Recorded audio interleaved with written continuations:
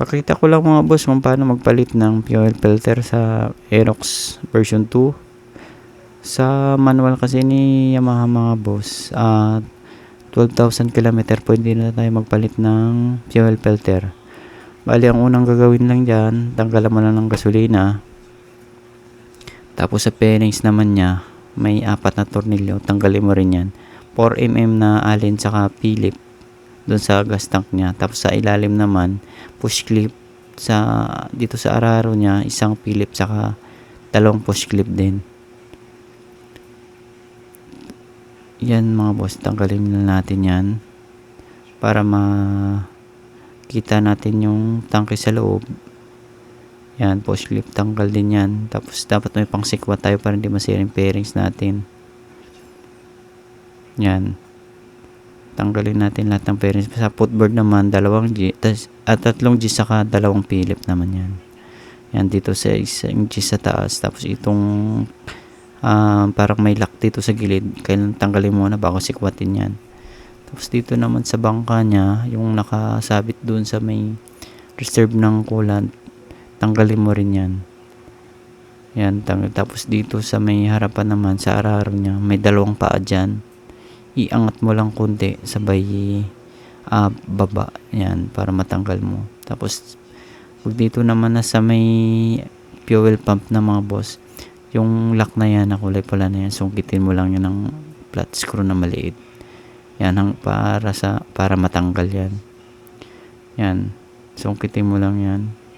Tapos mayroon yan yung parang may nakausli dyan, yung parang kulay green yan. Ibuka mo lang yan sa gitna habang hinahatak mo yung hose na yan. Yan. Tapos yung sakit ng fuel pump, tanggal din yan, 2 na yan. Yan. Tapos yung tornilyo niyan mga boss, Allen wrench na 4mm sukat. Yan. Tanggalin natin yung 4 na tornilyo na yan. Tapos paghahatak niya mga boss, dahan-dahan lang pababa tapos papunta sa paatras. Yung paghatak ng fuel pump na yan. Alalahan nyo lang, wag nyong persahin pag sumabit, galaw-galawin nyo lang konti. Wag yung persahin, baka masira. Ayan. Pag natanggal na mga boss, ang ginagawa namin dyan is pinuputol na namin ng cutter. Kasi napakahirap niyan tanggalin. Kaya kailangan putulin mo na lang yan. Ingatan mo lang dyan sa pagputol na hindi maputol yung 2 paanong sa fuel pump. Ang putulin mo dyan yung parang naka letter C. Yan. Yung mismong part lang ng fuel filter. Wag yung sa may part ng fuel pump. Yan lang yung putulin mo dyan.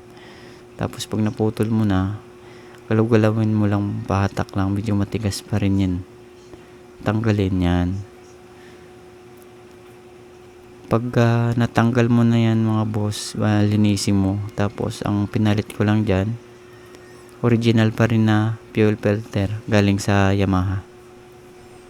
Huwag kayo magpalit niya ng mga faking fuel filter mga boss, baka pwede makasira ng fuel pump niyan. Yan, ang pagkabit niyan, kung paano nyo kinalas, ganun din pagkabit niyan. Medyo matigas din yan ikabit. Yung yan, may 2 paa yan.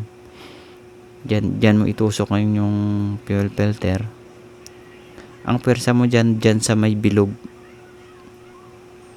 Huwag ka dyan pumirsa dyan sa may wire na yan, yung may mga terminal ng wire, kasi baka mabasag yung mga terminal dyan. Ang pwersa mo dyan sa bilog, tapos doon sa fuel filter. Alalayan mo lang, tapos diinan mo ng kasi medyo matigas din kasi yan. Yan, ang pwersa mo dyan lang yan sa bilog, saka doon sa fuel filter yan. Tutunog yan mga boss. Tapos check mo kung yung 2 paa yan nakatayo, pero kung medyo nakalihis pa, ibig sabihin hindi pa siya pasok yung lock. Kaya pagka kulang pa, diinan mo lang, alalayan nyo lang. Yan. Pag nakabit nyo na mga boss, tapos nalinisan nyo na rin, ang bago nyo ikabit, linisin nyo muna yung labi ng tangke. Baka may mga kakalang ng mga dumi. Tapos yung goma na yan mga boss, may dalawang paa yan, ayan, dalawang parang kuntil na yan. Ang part na yan, nasa ilalim yan. Yan yung nakalapat sa fuel pump. Tapos yung may kalawang na yan, ibig sabihin yan yung nakadikit doon sa labi ng gas tank.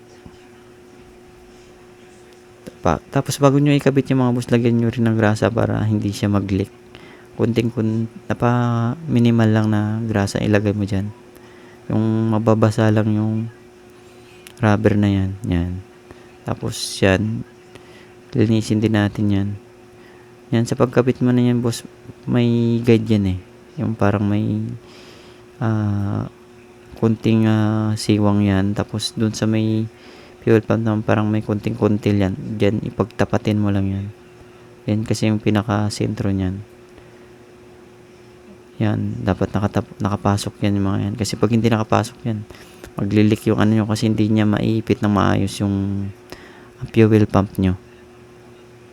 Tapos sa pagpasok niya, kung paano nyo siya hinugot, ganun yung pasok pabalik.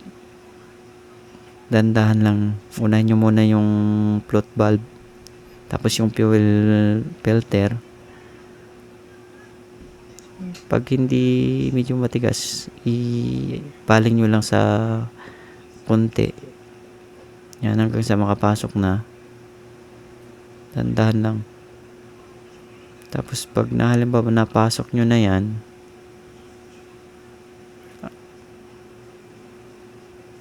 alalayan nyo yung mga boss, baka mamaya persahin nyo pag matigas. Masisira yung fuel pump nyo. Tapos pag nakabit na,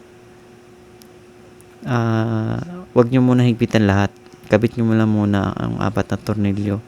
Para tapos, ang higpit nyan, idulo mo lang muna, wag mo na sobrang higpit. Tapos lahat ng tornilyo idulo mo lang higpit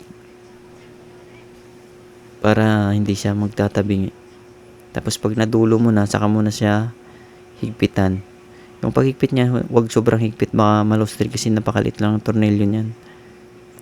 Pag nadulo na yan, bigyan mo na ng kunting persa para higpit, tapos okay na. Tapos pag babalik na natin yung mga sakit na yan, tapos yung hose, tapos yung lock na yan, kung paano natin siya binunot, ganun lang din pagbalik niyan. Yan. Yan kasi yung lock ng hose na yan ng papunta sa fuel pump, galing sa fuel tank. Tapos pag nakabit na pala natin yan mga boss, wag nyo diretso andar. Susiyan nyo muna i-on and off nyo muna ng 5 beses para yung fuel pump natin makahigop muna siya ng gasolina. Kasi pag pinaandar nyo bigla yan, magpupugak yung motor ninyo. Tapos pag na on off nyo na ng 5 beses, pwede siyang paandarin. Tapos check natin pag may tagas. Pag wala, pwede natin takpan.